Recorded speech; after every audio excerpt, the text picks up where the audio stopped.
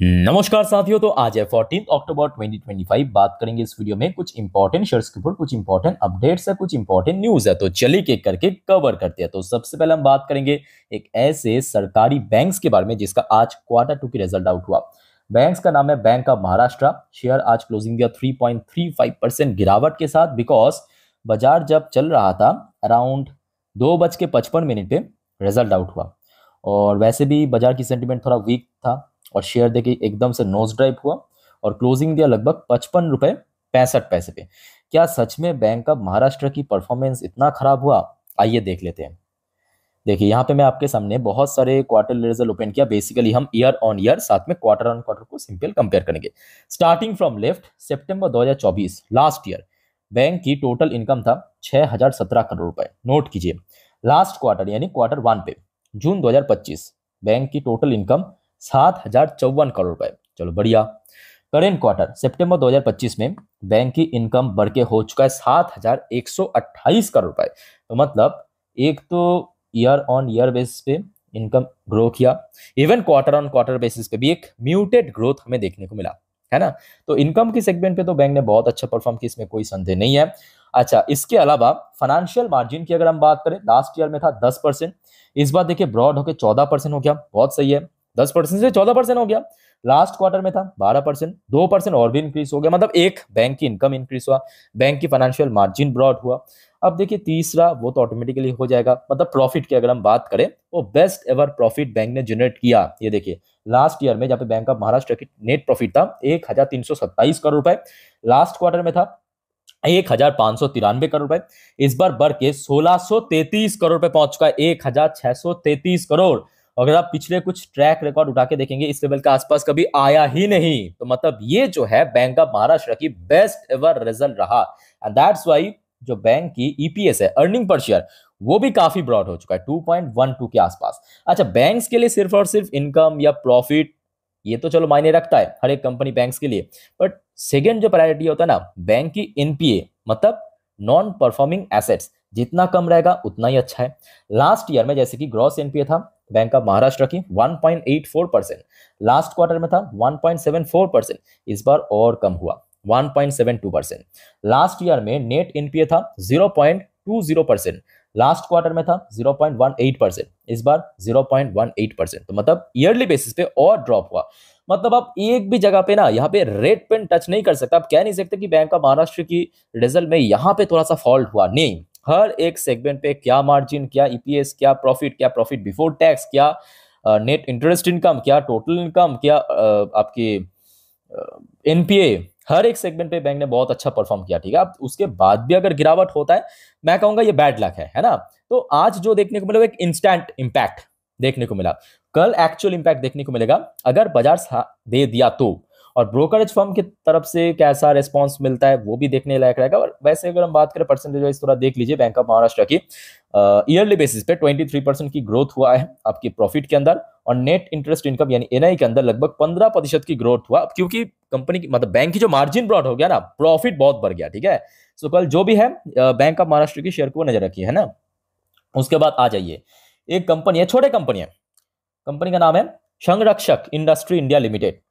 अब कंपनी कैसा है वो बाद में हम बात करेंगे, पहले आप देखिए न्यूज क्या है। न्यूज ये है कि कंपनी रिसेंटली 1:5 रेशियो में स्टॉक स्प्लिट का अनाउंसमेंट किया, जैसे कि अभी ये वीडियो की टाइटल में यूज भी किया। ठीक है, 1:5 रेशियो में स्टॉक स्प्लिट किया घोषित। इसका एक्स डेट देखते ही देखते नजदीक आता जा रहा है, 17 अक्टूबर। तो मतलब आपके हाथ में सिर्फ 2 दिन बचा है, याद रखिए। कल यानी 15 और परसों यानी 16, ये 2 दिन में अगर आपने खरीदा तो ही आप एलिजिबल बन पाएंगे ये स्प्लिट पाने के लिए। अच्छा, संरक्षक की अगर हम बात करें, ये सच में मतलब जैसा नाम इसका संरक्षक है, ये सच में जो निवेशक की पैसा संरक्षक करता है बहुत बारीकी से, मजाक नहीं कर रहा हूँ, सीरियसली। देखिए पिछले 6 महीने पे 34% रिटर्न, 1 सालों पे 333% रिटर्न, अब क्या कहेंगे 5 सालों पे लगभग 5000% की रिटर्न। अब क्या छोटे कंपनी, हाँ छोटे कंपनी जरूर है, याद रखना छोटे कंपनी होने के कारण रिस्क फैक्टर तो उतना ही हाई रहता है, बट साथ ही साथ कंपनी की फाइनेंशियल बैलेंस शीट भी उतना ही अट्रैक्टिव है, उतना ही इंप्रेसिव है। जैसे कि आप देखिए Q1, Q2 तो फिलहाल अभी आया नहीं है, जल्दी आउट होगा। कंपनी की Q1 आप देखिए 150% के ऊपर मार्जिन एक्सपैंड हुआ। दैट्स वाई कंपनी की रेवेन्यू 416% रेवेन्यू ग्रो किया। Just imagine. प्रॉफिट देखिए 1200%, 1200%, 12 गुना के ऊपर इंक्रीज हुआ। ठीक है। सो ऐसे ही नहीं कि मतलब शेयर में तेजी हो रहा है, पीछे वजह है, ठोस वजह है। ठीक है। सो देखिए रिस्क फैक्टर है डेफिनेटली, रिस्क के साथ साथ रिवॉर्ड भी आता है। सो अगर आप इस रिस्क को मैनेज कर सकते हो तो जाइए, अदरवाइज इग्नोर कीजिए। सिंपल बात है, ये आपके ऊपर डिपेंड करते हो। ओके। अच्छा, उसके बाद सर आगे बढ़ते हैं नेक्स्ट टॉपिक पे। आईआरएफसी, याद रखना कल यानी 15 तारीख को आईआरएफसी की क्वार्टर 2 की रिजल्ट आउट होगा और इस बार कंपनी अपने क्वार्टर 2 रिजल्ट के साथ डिविडेंड भी अनाउंसमेंट करेगा। ठीक है। तो खबर आते ही मैं आपको इन्फॉर्म कर दूंगा। आप सभी को रिक्वेस्ट करूंगा प्लीज चैनल को सब्सक्राइब करके रखिए और कल जितना जल्द हो सके मैं देने की कोशिश करूंगा, आप तक पहुंचाने की कोशिश करूंगा। ठीक है। आईआरएफसी की रिजल्ट जैसे कि आपको मैं इरेडा की अपडेट भी दे दिया था आज एकदम शुरू वाली वीडियो में। अच्छा, आईआरएफसी की बात करें, आज की डेट में वैसे कारोबार उतना बढ़िया नहीं था। जैसे कि वॉल्यूम लगभग 66 लाख के आसपास देखने को मिला, जिसमें डिलीवरेबल परसेंटेज था 38.98%। अब इस बार मैं कहूंगा बिजनेस के अपडेट थोड़ा ठीक ठाक होने के कारण उम्मीद भी काफी अच्छा है। अब देखिए लास्ट क्वार्टर भी ऐसा नहीं कि लास्ट क्वार्टर खराब था, लास्ट क्वार्टर भी अच्छा ही था। क्वार्टर 1 अगर आप देखेंगे जितने भी रेलवे सेक्टर की कंपनी उनमें से बेस्ट मैं कहूंगा आईआरएफसी देखने को मिला। मतलब जो कंसिस्टेंसी वो आईआरएफसी मेंटेन कर रहा है। अदरवाइज मोस्टली जो रेलवे फर्म थोड़ा बहुत वीक प्रेजेंट कर रहे हैं रिजल्ट, एक आध क्वार्टर तो वीक निकल ही गया। ठीक है। सो आईआरएफसी को कल नजर रखना और अपडेट जरूर ले लेना, आपको मैं इसी चैनल पे इन्फॉर्म कर दूंगा। ठीक है। आज उसके बाद आ जाइए sir Cochin shipyard. Cochin shipyard के ऊपर एक शानदार अपडेट है। दैट्स वाई आज बाजार गिरने के बावजूद भी कोचिन शिपयार्ड की शेयर में पॉजिटिव में क्लोजिंग दिया। न्यूज क्या है कि कंपनी को मिला है लगभग 2000 करोड़ की एक मेगा ऑर्डर, मेगा ऑर्डर मिला। देखिए कोई छोटा मोटा ऑर्डर नहीं। देखिए Cochin Shipyard Limited on 14th October said it has bagged the mega order from European client। तो मतलब ये एक्सपोर्ट ऑर्डर भी है, बाहर से मिला है कंपनी को। मतलब जो डोमेस्टिक क्लाइंट्स ने मिला, बाहर की यूरोपियन क्लाइंट से मिला है, डोमेस्टिक ऑर्डर नहीं है, ये एक्सपोर्ट ऑर्डर है। Design and construction of 6 feeder container vessel.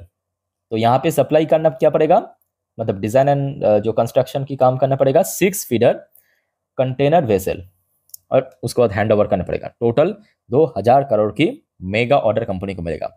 ठीक है। सो कोचिन शिपयार्ड की शेयर रिसेंटली तो थोड़ा बहुत स्ट्रगल जरूर किया और शेयर रिसेंटली 1900 के आसपास थोड़ा बहुत स्ट्रगल, मतलब पिछले एक महीने की अगर हम रिकॉर्ड देखें तो लगभग 1900 के आसपास शेयर थोड़ा स्ट्रगल किया है। ठीक है। सो इस लेवल को जैसे ही शेयर क्रॉस करेगा मोस्टली शेयर चांस है कि 2000 के आसपास फिर से हिट कर सकता है। ठीक है। तो कल इसके ऊपर भी नजर रखिए। वैसे कंपनी खराब नहीं है, अच्छी कंपनी है।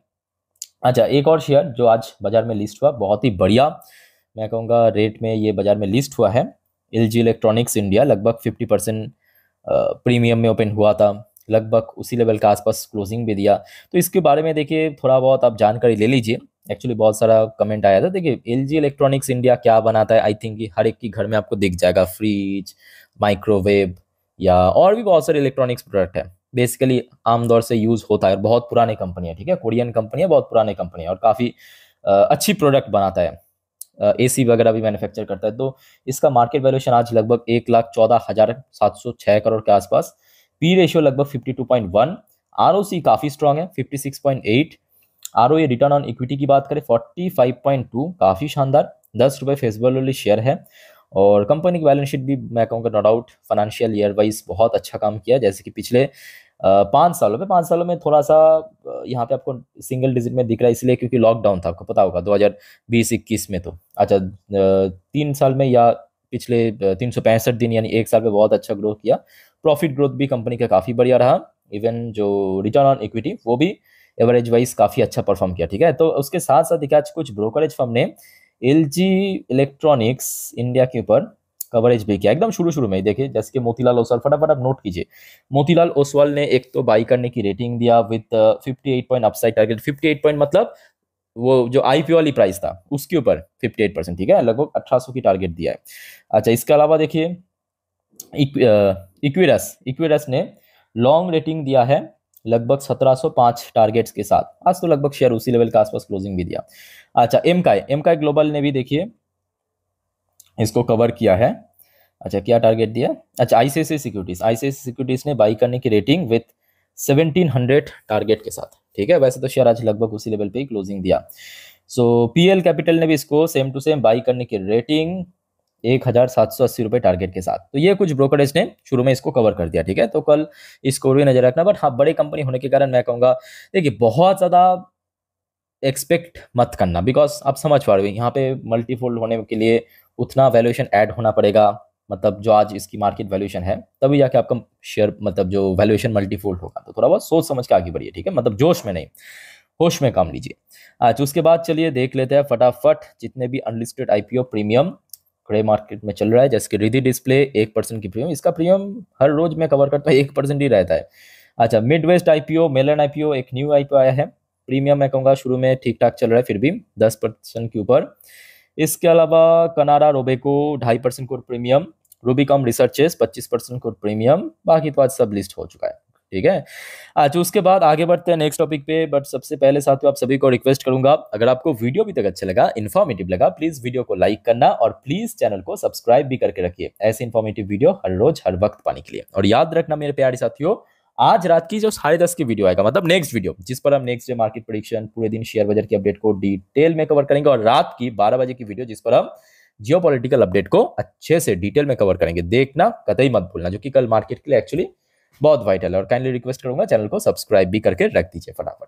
अच्छा देखिए, वैसे तो इरेडा की जो Q2 की रिजल्ट ऑलरेडी मैं कवर कर चुका हूँ आपके सेकेंड लास्ट वीडियो में, ठीक है।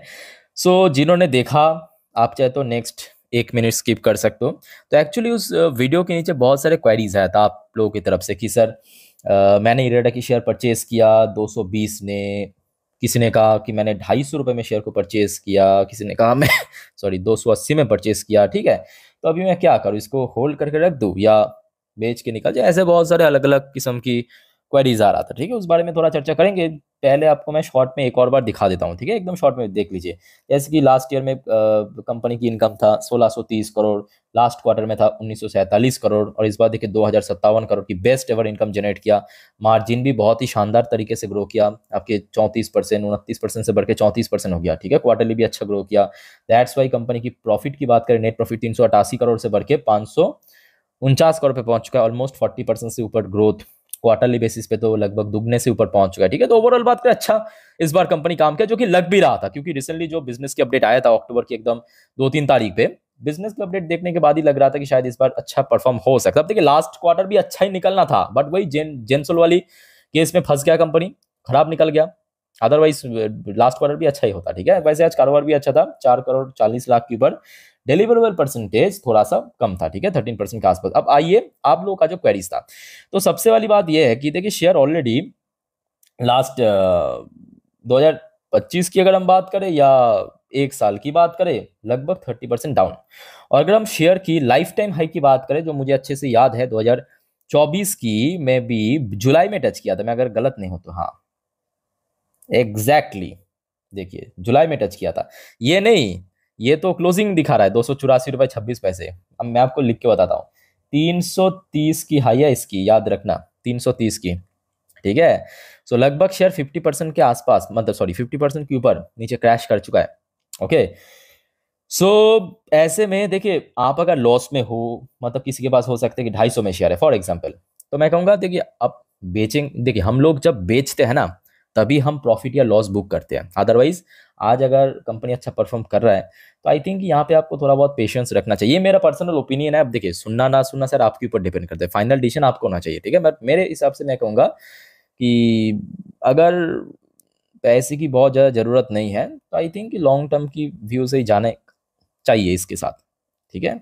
आज इसके अलावा देखिए परसिस्टेंट सिस्टम लिमिटेड, आज इसका भी रिजल्ट आउट हुआ। आईटी कंपनीज, और वन ऑफ द मैं कहूँगा मोस्ट अंडररेटेड कंपनी है परसिस्टेंट, मिड साइज कंपनी है, बट काफ़ी पोटेंशियल है कि कुछ बड़े कंपनी में बदल सकता है अगले कुछ सालों के अंदर, बिकॉज ऑफ कंपनी की फंडामेंटल। ये देखिए कंपनी की आज रिजल्ट आउट हुआ, रिजल्ट देख ली मतलब चौंक जाएंगे सीरियसली। सितंबर 2024 लास्ट ईयर में कंपनी की इनकम था 2897 करोड़, लास्ट क्वार्टर में कंपनी की इनकम था 3334 करोड़। इस क्वार्टर में देखिए बेस्ट दिया, बेस्ट 3581 करोड़, जहां पे बाकी आईटी कंपनी, बड़े बड़े आईटी कंपनी स्ट्रगल कर रहा है, स्ट्रगल कर रहा है, मार्जिन को लेकर स्ट्रगल कर रहा है भाई। कंपनीज, आईटी कंपनीज आप देखिए रो रहा है। ये कंपनी देखिए 19% की मार्जिन निकाल दिया, वो भी ग्रोथ के साथ, ऐसा नहीं कि फ्लैट, ग्रोथ के साथ। ये देखिए 18%, 19% हो गया। अगर आप पिछले कुछ ट्रैक रिकॉर्ड चेक करेंगे 19% आपको रेयरली देखने को मिल जाएगा। देखिए बहुत साल पहले एक बार 19% की मार्जिन था। तो इतना टफ सिचुएशन पे अगर खिलाड़ी इतना बढ़िया खेल पाता है ना, वही असली खिलाड़ी कहला जाता है। याद रखना, जब बेस्ट टाइम चलता है तब तो हर कोई खेलते हैं, जब वर्स्ट टाइम चलता है ना, जो उस टाइम पे खेल जाते हैं ना, वही असली खिलाड़ी है। और परसिस्टेंट वही करके दिखाया, ये देखिए। और दैट्स वाई कंपनी की नेट प्रॉफिट 325 करोड़ से बढ़ के 471 करोड़ हो गया। बेस्ट एवर प्रॉफिट जनरेट की कंपनी इस क्वार्टर में, वो भी इतना टफ मार्केट में, टफ सिचुएशन पे इतना स्ट्रगल कर रहा है आईटी कंपनी। पूरे दुनिया भर की, इंडियन आईटी कंपनी की बात नहीं कर रहा हूं, दुनिया भर की आईटी कंपनी स्ट्रगल कर रहा है। उसके बावजूद भी परसिस्टेंट की ये जो बैलेंस शीट आया है इस बार, ऑनेस्टली से वेरी वेरी इंप्रेसिव। ओके साथियों, इस बारे में आप लोगों का क्या विचार है कमेंट करके बताइए। लास्ट एंड आखिरी अपडेट फटाक से ले लीजिए वेदांता लिमिटेड के ऊपर। वेदांता के ऊपर अभी अभी अपडेट आया है साथियों, आपको पता होगा आज से तकरीबन कितना होगा, 3-4 हफ्ता पहले की बात है कि वेदांता ने खबर आया था कि जयप्रकाश एसोसिएट की जो डेट वाली पार्ट उसको खरीद लिया। बहुत डेट कंपनी है जयप्रकाश एसोसिएट जो है ना, बहुत डेट कंपनी। उसके बाद हमने देखा वेदांता के शेयर में गिरावट भी हुआ था। सो फाइनली आज सीसीआई द्वारा एनओडी मिल गया, मतलब अप्रूवल दे दिया है सीसीआई ने। ठीक है, एक बार मैं आपको पढ़ के सुना देता हूँ, ये देखिए। The Competition Commission of India CCI on Tuesday, आज रात की अपडेट है, approve Vedanta limited proposed acquisition of debt लिडन इसलिए मेंशन किया, ह्यूज डेट है इसके ऊपर। ठीक है, जयप्रकाश एसोसिएट लिमिटेड यानी जल, marking a key step in the company 17,000 crore bid, कितना 17,000 करोड़ की bid under the insolvency and bankruptcy court IBC process. ठीक है, सो लेट्स सी कल वेदांता की शेयर कैसा रिएक्ट करता है, तो इसको बड़ी नजर रखना। डिविडेंड पर्पस अच्छी कंपनी है, मेटल सेक्टर आज काफी चल रहा है, तो दैट्स वाई शेयर के अंदर भी एक अच्छा मूवमेंट देखने को मिला। ठीक है, सो दोस्तों ये कुछ अपडेट था आपके साथ में शेयर किया। बाकी 10:30 की वीडियो देखना मत भूलिएगा, चैनल को सब्सक्राइब करके रखिए। मिलते हैं नेक्स्ट वीडियो में, टेक केयर, बाय बाय, जय हिंद।